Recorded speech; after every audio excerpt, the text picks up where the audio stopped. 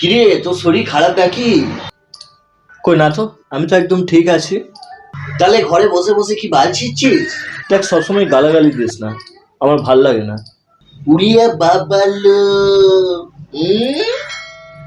এ তো কেন ভূতের মুখে রাম নাম। বুকাচুদা, তো এখানে কি গান মারাতে এসছিস? তাই মারা এমন বলিস না, আমি কি গে নাকি যে মারিয়ে বেড়াবো? তা বাবু বলছি, আপনি এখানে কি করতে এসছেন একটু বলবেন? আরে আজকে সৌরভদের ঘরে খাওয়া দাওয়াটা বেশ ভালোই হলো। কি সুন্দর পাঁঠার মাংস, পুরো অপূর্ব। তা তুই গেলি না এখানে খেতে? কি হলো, কিছু না বলে ঢ্যামনা চিতির মতো মাথাটা নামিয়ে দিলি যে? তা তোর পেট ভরেছে তো?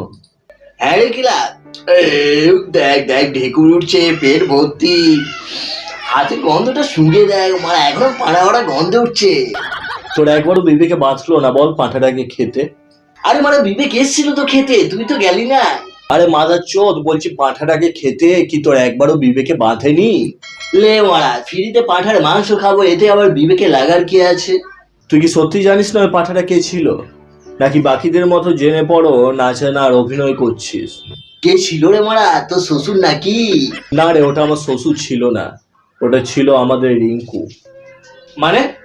মানে তুই যে আজকে সৌরভদের ঘরে পাঁঠার মাংস খেয়ে এলি, ওটাই ছিল আমাদের রিঙ্কু। মানে সৌরভরা যে পাঁঠাটার বলি দিয়েছে সেটা আমাদের পাড়ার রিঙ্কু ছিল।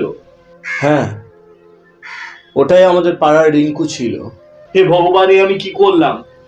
যাকে কিনা আমরা কোলে পিঠে করে মানুষ করলাম, আজ কিনা আমি তার মাংস খেলাম। দেখ, যেহেতু পাঁঠাটা সৌরভদের ছিল সেহেতু আমি সৌরভকে বললাম এই পাঁঠাটা বলি দিস না, দরকার পড়লে আমি তোকে টাকা দিচ্ছি, তুই বাজার থেকে আরেকটা পাঁঠা নিয়ে আয়।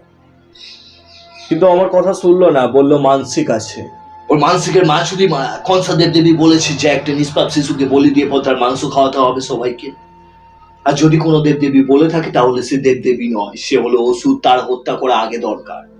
আর সৌরভের কিভাবে গাল ফাটাতে হয় সেটা আমি দেখবো। ওর ঘরে মারা আজকেই বোম মারবো। তুই কতগুলো ঘরে বোম মারবি?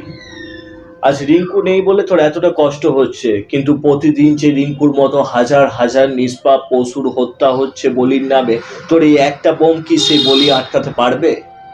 জানি না রে, তবে অনেক বেশি কষ্ট হচ্ছে রিঙ্কু নেই বলে। বৈকালে যখন আমরা খেলতে যেতাম পাড়ার মাঠে, তখন রিঙ্কু চলে আসতো আমাদের সাথে খেলতে। মায়ের মন্দির যখন ধোয়া হতো পূজার জন্য, তখন রিঙ্কু দাঁড়িয়ে দাঁড়িয়ে দেখতো, কিন্তু রিঙ্কু হয়তো কোনোদিনও কল্পনাও করেনি যে সেই মায়ের পুজোতে তার বলি দেওয়া হবে। জানি না মানুষ কেন এত বলির প্রতি আকৃষ্ট। মানসিক যদি করতে হয় তাহলে মানসিক করুন, কোনোদিনও কোনো পথ কুকুরকে খালি পেটে ঘুমাতে দেবেন না। মানসিক করুন, কোনোদিনও কোনো পশু পাখিদের আঘাত করবেন না। আর হ্যাঁ, একটা ছাগল ছানাকে কোলে পিঠে মানুষ করে তারই বলি দিয়ে তার মাংস খাবেন না, কারণ পাপ কারোর বাপকে ছাড়ে না। হতেই পারে কেউ মানসিকের নাম করে আপনার ছেলেকে বলি দিয়ে আপনার ছেলের মাংস আপনাকেই খাইয়ে দিল, সেটা কিন্তু আপনার কাছে হবে অনেক পীড়াদায়ক।